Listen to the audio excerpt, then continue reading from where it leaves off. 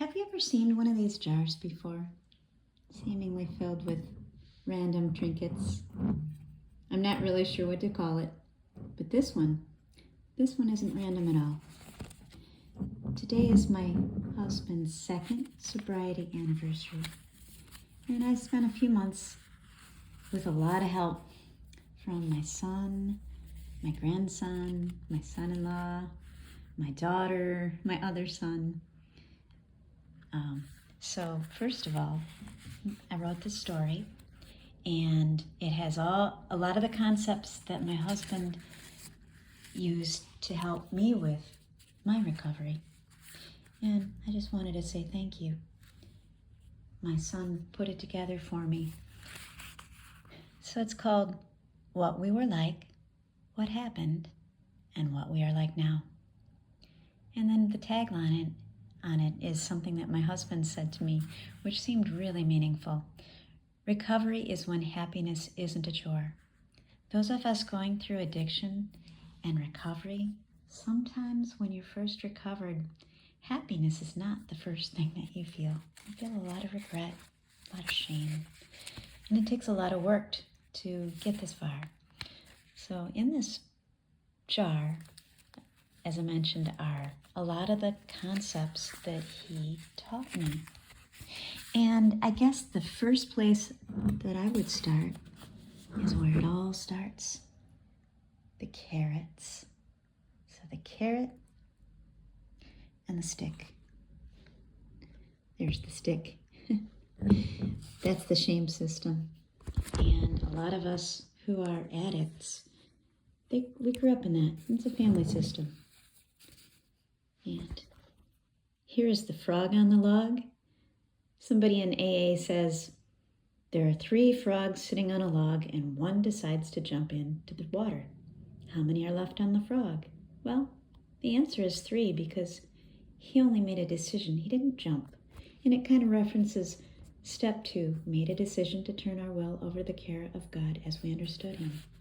So we're making a decision, and it takes a long time to actually do that.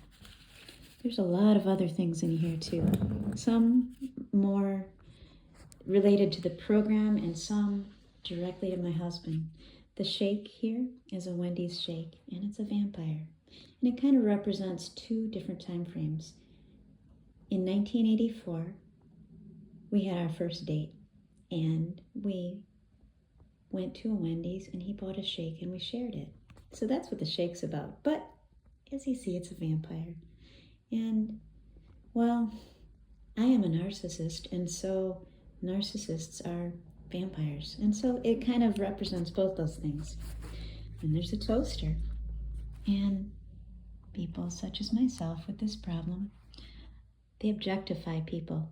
We don't really see anything or anybody as other than an extension of ourselves or as an appliance. And so, to me, people are just like toasters, and when they don't work anymore, I might fiddle with it for a while, try to get it to work and do what I want, but eventually I'll discard it. There are several books in here, and they represent things like the Big Book, the 12 and 12, and some really, really good psychology books. Speaking of psychology, there's the shadow. And I wanted to bury mine deep in the sea, but my husband said, no, we gotta get a tugboat, go out to the sea and pull that shadow back in and integrate it. Because, our shadow, even though we look at it and we say, oh, those are the things I don't like, well, some of those you need to stay safe and stay alive. So you integrate it, and then it's not so bad.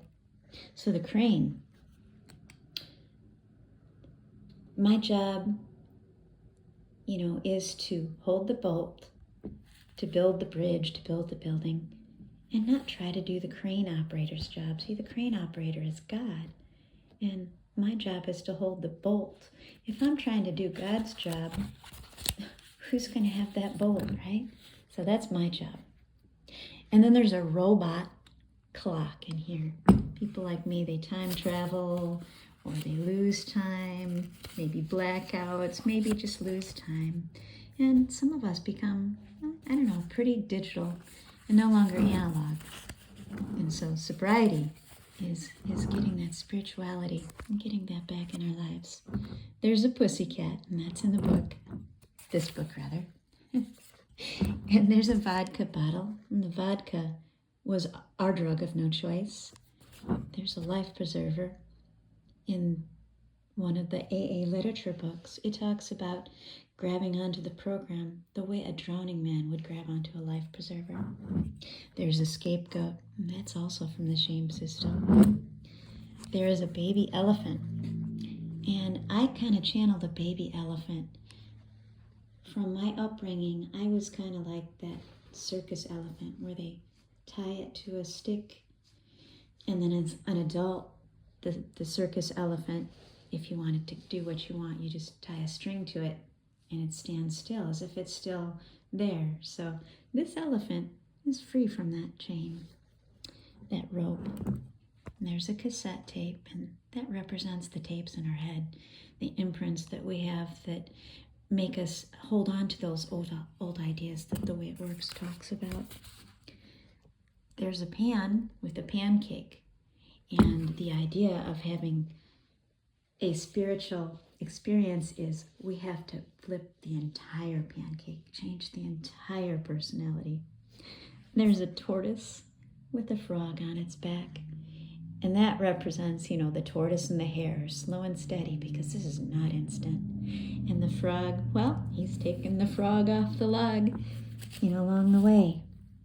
There's a lot of marbles in here. One of the circuit speakers from the older times reflected on how a game of marbles was like step 1 and 2 and 3, where first you lose your marbles, we're insane, and then you come to believe in somebody like your big brother can get them back for you, and then you go and get them back. So steps 1, 2, and 3. There's the Holy Bible. That's a pretty important book to a lot of people in the program and not. And there's a city bus in here, and that has to do with that the bus has a schedule. It goes around every so often. Why not grab it this time? Kind of like, why not grab the program this time? Let's see. And there's a Monkey Madness game with ego hit points. That's kind of a personal thing. There's the football from Lucy and the Football. There's toilet paper in here, which my grandson made.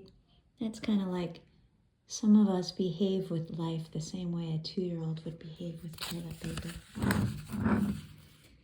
There is a Hoover vacuum cleaner in here. That's kind of a psychological term with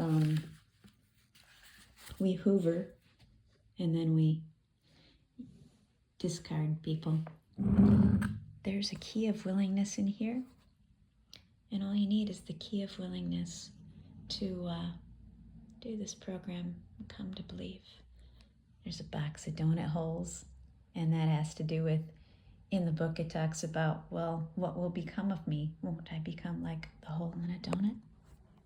And there's a mountain in here that my son created and painted. So the people that are further ahead in the program, they stand at the top of the mountain looking out for the rest of us. And those of us below, we look to those people because they can see where the path goes to help us with our way.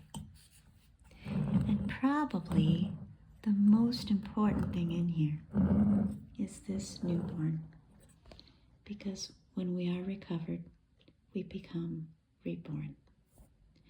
Happy anniversary, Brian.